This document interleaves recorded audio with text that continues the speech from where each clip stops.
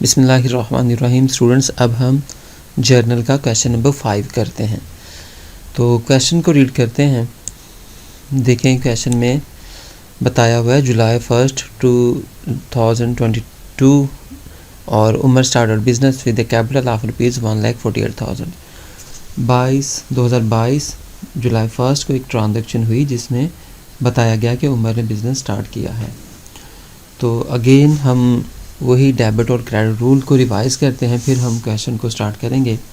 कि आपको पता है कि जो जर्नल है वो डेबिट एंड क्रेडिट रूल्स के अकॉर्डिंग ही इसमें ट्रांजैक्शंस को रिकॉर्ड किया जाता है, उनकी एंट्री पास की जाती है। तो डेबिट एंड क्रेडिट रूल्स कहते हैं जो आपके एसेट्स हैं और एक्सपेंसेस हैं ये इंक्रीज़ हों तो इनको डेबिट साइड पे लिखते हैं और डिक्रीज़ हों तो क्रेडिट साइड पे लिखते हैं। इसी तरह कैपिटल, लायबिलिटी और इनकम को ये अगर इंक्रीज़ हों तो क्रेडिट साइड पे लिखते हैं, डिक्रीज़ हों तो डेबिट साइड पे लिखा जाता है इनको।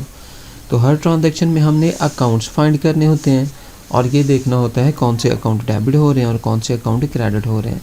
जो डेबिट हो रहे होंगे उनको डेबिट साइड पे लिख देंगे, जो क्रेडिट हो रहे होंगे उनको क्रेडिट साइड पे लिख देंगे। तो जिस तरह पहली ट्रांजैक्शन में उसने बताया कि उमर ने बिज़नेस स्टार्ट किया है कैपिटल के साथ, तो उमर ने कैपिटल दिया तो इन फॉर्म ऑफ कैश ही दिया होगा बिज़नेस को। ठीक है, जब किसी स्पेसिफिक एसेट का नाम नहीं बताया, स्पेसिफिक रिसोर्स का नाम नहीं बताया कि कौन सी चीज़ बिज़नेस को दी है, तो हम उसको कैश ही कंसीडर करेंगे। तो रुपीज़ में भी बता दिया, 1,48,000 रुपीज़ दिए हैं। तो हम ये कंसीडर करेंगे कि कैश के साथ बिज़नेस स्टार्ट किया है, कैश की नेचर एसेट है। एसेट जब भी बिज़नेस में आएगा, कैश जब भी बिज़नेस में आएगा तो ये इंक्रीज़ होगा तो हम इसको डेबिट साइड पे लिखेंगे। तो हम ट्रांजैक्शन की डेट लिखेंगे, एंट्री पास करेंगे। तो याद रहे कि ये जो इन्फॉर्मेशन हमें दी जाती है इसको हम ट्रांजैक्शन कहते हैं, इसके मानी लेन देन है, और ये जो हम प्रोसेस करते हैं इसे एंट्री कहते हैं। अकाउंट्स को दर्ज करना, एंटर करना, ये एंट्री कहलाता है। एमसीक्यूज़ में पूछा जा सकता है। तो जो पहला अकाउंट होता है वो डेट वाले कॉलम की इस लाइन के साथ लिखते हैं।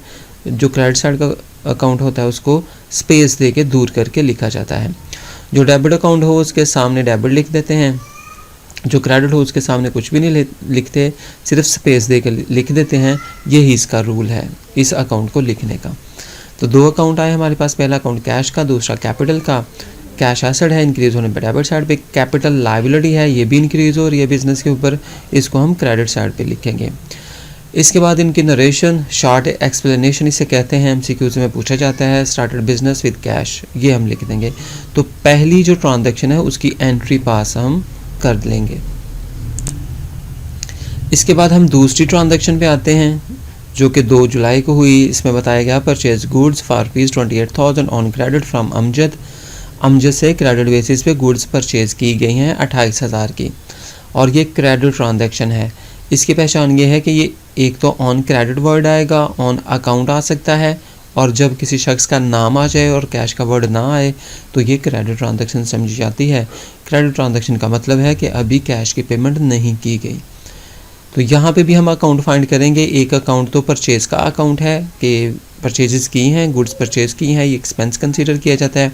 और ये क्रेडिट बेसिस पे गुड्स परचेज़ की हैं, अमजद से परचेज़ की हैं, तो इट्स मीन के बिज़नेस के ऊपर लायबिलिटी है कि वो अमजद को फ्यूचर में पेमेंट करेंगे, कैश देंगे। ये बिज़नेस की लायबिलिटी है। तो एक एक्सपेंस है और दूसरा लायबिलिटी है। तो गुड्स परचेज़ करने में बिज़नेस का एक्सपेंस होता है। ये 2 जुलाई की ट्रांजैक्शन परचेजेस एक्सपेंस है, इंक्रीज़ होने पे इनको डेबिट साइड पे लिखा जाता है, और साथ हमारी लायबिलिटी इंक्रीज़ हुई है, और लायबिलिटी में हम क्रेडिटर का नाम लिखते हैं। बेसिकली ये जो अमजद है ये हमारा क्रेडिटर है, इसको हमने पेमेंट करनी है। क्रेडिटर उस शख्स को कहते हैं जिससे बिज़नेस क्रेडिट बेसिस पे गुड्स परचेज करता है और फ्यूचर में उसे पेमेंट करता है। तो जब क्रेडिटर का नाम दिया हो तो उसका नाम लिखा जाता है। नाम इसलिए लिखते हैं कि पॉसिबल है हमारे पास एक से ज़्यादा क्रेडिटर हों, एक से ज़्यादा लोगों से हम गुड्स परचेज़ करें, तो हर एक का अकाउंट हम सेपरेट मेंटेन करते हैं। तो यहाँ पे हम अमजद से गुड्स परचेज़ करें तो हम अमजद का नाम लिखेंगे, ये हमारा क्रेडिटर है, ये बिज़नेस का क्रेडिटर है, बिज़नेस की लायबिलिटी है। इंक्रीज़ होने पे इसे हम क्रेडिट साइड पे लिखेंगे। ठीक है, इसकी नरेशन लिख देंगे, गुड्स परचेज ऑन क्रेडिट। तो ये हमारी दूसरी जो ट्रांजैक्शन है उसकी एंट्री पास हो जाएगी। अब हम तीसरी ट्रांजैक्शन देखते हैं जो कि 10 जुलाई को हुई। इसमें कह रहा है sold goods to Aslam ₹18,000। Aslam को गुड्स सेल्स की हैं 18,000 की। तो जो सेल है ये बिजनेस की इनकम कंसीडर होती है। तो यहाँ पे क्रेडिट ट्रांजैक्शन हुई है, क्रेडिट बेसिस पे गुड्स सेल्स की गई हैं, असलम को की हैं, असलम से अभी कैश फ्यूचर में हम रिसीव करेंगे। तो सेल एक अकाउंट जो कि इनकम का अकाउंट है और असलम दूसरा अकाउंट जो कि डेटर का अकाउंट है। वो शख्स जिसको क्रेडिट बेसिस पे गुड्स सेल्स की जाए उसे डेटर कहते हैं। डेटर बिजनेस का एसेट होता है। जब डेटर का नाम दिया जाता है तो नाम लिखा जाता है ताकि हमें स्पेसिफिकली पता चल सके कि हमने असलम के साथ जो सेल की थी, जो सेल की ट्रांजैक्शन की थी, उसमें कितना कैश हमने लेना है या फ्यूचर में जो हमें कैश मिलेगा उसकी ट्रांजैक्शन हम सेपरेटली पास कर सकें। तो इसकी हम एंट्री पास करेंगे। असलम डेटर है लेकिन डेटर का नाम दिया गया है तो नाम लिखेंगे। डेटर बिजनेस के एसेट्स कंसीडर किए जाते हैं। दूसरा अकाउंट सेल का अकाउंट है, बिजनेस की इनकम है, इनकम भी इंक्रीज़ हो रही है, डेटर भी इंक्रीज़ हो रहे हैं। डेटर एसेट है तो इसका रूल ये है कि ये इंक्रीज़ होंगे तो डेबिट साइड पे, सेल इनकम है, इनकम का रूल ये है कि ये इंक्रीज़ हो तो इसको क्रेडिट साइड पे लिखा जाता है। इसके बाद इसकी नरेशन शॉर्ट एक्सप्लेनेशन लिख देंगे, सोल्ड गुड्स ऑन क्रेडिट। इस तरह हमारी तीसरी ट्रांजैक्शन भी कंप्लीट हो जाएगी। इस क्वेश्चन में मोस्ट इंपॉर्टेंट ट्रांजैक्शन लास्ट वाली दो हैं, एक जो कि 14 जुलाई को हुई है, पहले ये देखते हैं। तो यहाँ पे बता रहा है cash given to Amjad ₹27,600 and received discount. तो यहाँ पे अमजद को कैश दिया गया है 27,600 और उससे डिस्काउंट लिया गया है। तो डिस्काउंट छूट को कहते हैं, वो पैसे जो कि आपको छोड़ दिए जाते हैं। तो यहाँ पे ये देखें, जब भी ऐसी ट्रांजैक्शन आती है जिसमें डिस्काउंट रिसीव्ड या डिस्काउंट अलाउड हो तो ऐसी ट्रांजैक्शन हम पहले भी पास कर चुके होते हैं। जिस शख्स से हम डिस्काउंट लेते हैं या जिस शख्स को हम डिस्काउंट देते हैं पहले हम उसके साथ कोई ट्रांजैक्शन पास कर चुके होते हैं, या तो हम उससे गुड्स परचेज कर चुके होते हैं या सेल उसे कर चुके होते हैं। तो यहाँ पे अमजद के साथ ये ट्रांजैक्शन हुई 14 को, तो हम पहले अमजद के साथ एक ट्रांजैक्शन पास कर चुके हैं 2 जुलाई को। तो 2 जुलाई को क्या किया था हमने, अमजद से गुड्स परचेज की हैं 28,000 की क्रेडिट बेसिस पे, और 14 को हम अमजद को कैश पेमेंट कर रहे हैं 27,600। इट्स मीन हमने 28 की गुड्स परचेज की, पेमेंट उसे कह रहे हैं 27,600 की। तो जो कैश कम पे कर रहे हैं वो हमें डिस्काउंट मिला है, यहाँ पे 400 का डिस्काउंट रिसीव्ड। ये बिजनेस की इनकम समझी जाती है।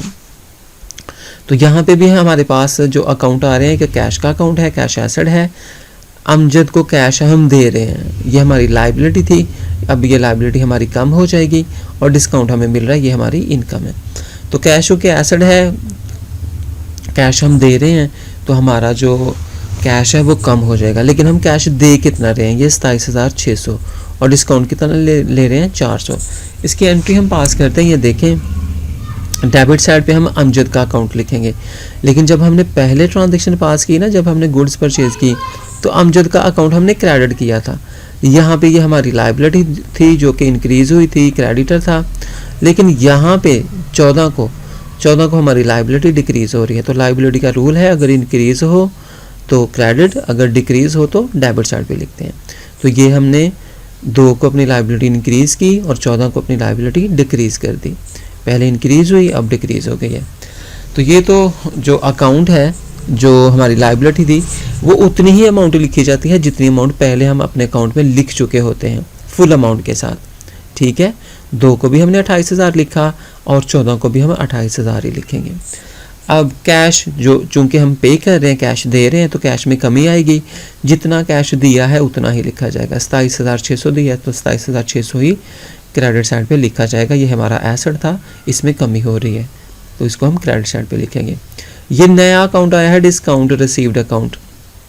ठीक है, तो रिसीव्ड से याद रखें कि ये डिस्काउंट रिसीव्ड जब होगा तो ये हमारी इनकम है, इनकम में इजाफा हो रहा है तो इसको हम क्रेडिट साइड पे लिखेंगे। नरेशन लिखेंगे cash paid and discount received. ये देखें, अब क्रेडिट साइड पे 2 अकाउंट आए हैं और डेबिट साइड पे एक ही अकाउंट आया है, तो इसको हम कहते हैं कंपाउंड एंट्री। ये MCQs में पूछी जा सकती है। इसके बाद हम लास्ट ट्रांजैक्शन करेंगे 19 जुलाई को जो हुई है, इसमें बता रहा है received cash from Aslam 17,600 in full settlement of account. तो यहाँ पे असलम से कैश रिसीव हो रहा है 17,600 का, और उसका जो अकाउंट था ना वो सेटल कर दिया हमने, सेटलमेंट उसके साथ हुई और हमने उससे 17,600 लेके उसका अकाउंट क्लोज कर दिया, क्लियर कर दिया। तो अब हम पहले ये देखते हैं कि असलम से हमने कैश लेना था या उसे देना था। तो असलम के साथ हमने पहले एक ट्रांजैक्शन की हुई है, जब भी डिस्काउंट आएगा या सेटलमेंट होगी तो पहले उसके साथ असलम के साथ एक ट्रांजैक्शन हमारी हुई होगी जो कि 10 जुलाई को हुई है। तो 10 जुलाई को हमने 18,000 की उसे चीज़ें बेची थी और 19 को हम उससे कैश रिसीव करें क्योंकि ये ट्रांजैक्शन क्रेडिट बेसिस पे हुई थी। तो 18,000 की चीज़ें बेच के हम 17,600 उससे ले रहे हैं और उसका अकाउंट भी क्लियर कर रहे हैं, तो इट्स मीन हम कम कैश ले रहे हैं। तो इसका मतलब है शायद हम उसे डिस्काउंट दे रहे हैं। तो कैश, इसमें कैश रिसीव्ड है तो रिसीव्ड के साथ कैश है, तो यहाँ पे कैश इंक्रीज़ हो रहा है, कैश हमारा एसेट है, इंक्रीज़ हो रहा है, डेबिट साइड पे लिखेंगे 17,600 और हमने कैश लेना था असलम से, तो असलम हमारा डेटर था, तो डेटर को अब हम क्रेडिट कर देंगे और इसकी लायबिलिटी भी हम कम कर देंगे। ठीक है, ये यहाँ पे अमाउंट ठीक कर लें। तो फिर इसको दोबारा से मैं आपको बता देता हूँ कि ये देखें यहाँ पे हमने सेल्स की थी असलम को 18,000 की, ठीक है, और असलम के अकाउंट में हमने 18,000 लिखा था, असलम हमारा डेटर था, असलम ने हमने कैश लेना था, ये एसेट कंसीडर होता है। तो लास्ट डेट को 19 को हमने असलम से कैश ले लिया, जितनी ट्रांजैक्शन में अमाउंट पहले लिखी होती है उसके अकाउंट में तो उतनी ही लिखी जाती है, फुल अमाउंट नाम के सामने लिखी जाती है। तो 17,600 ली है, 18,000 की हमने चीज़ें बेची थी, तो इट्स मीन हमने उसे 4,000 का डिस्काउंट दिया। ये हम खुद ही कंसीडर कर लेंगे, खुद ही एज्यूम कर लेंगे, क्योंकि अकाउंटिंग का रूल है कि डेबिट साइड और क्रेडिट साइड हमेशा इक्वल होती है। तो यहाँ पे हम एज्यूम कर लेंगे कि हमने उसे फिर 4,400 का डिस्काउंट दिया है, डिस्काउंट अलाउड है। ठीक है, तो उम्मीद है आपको समझ आई होगी, लेकिन फिर भी अगर कहीं पे कोई मसला हो आप कमेंट बॉक्स में कमेंट करके पूछ सकते हैं। और मेरा आपसे क्वेश्चन है, आपने लाजमी कमेंट बॉक्स में उसका आंसर देना है कि डिस्काउंट रिसीव्ड की नेचर क्या है और डिस्काउंट अलाउड की नेचर क्या है बिज़नेस के पॉइंट ऑफ व्यू से। बहुत शुक्रिया, अल्लाह हाफिज़।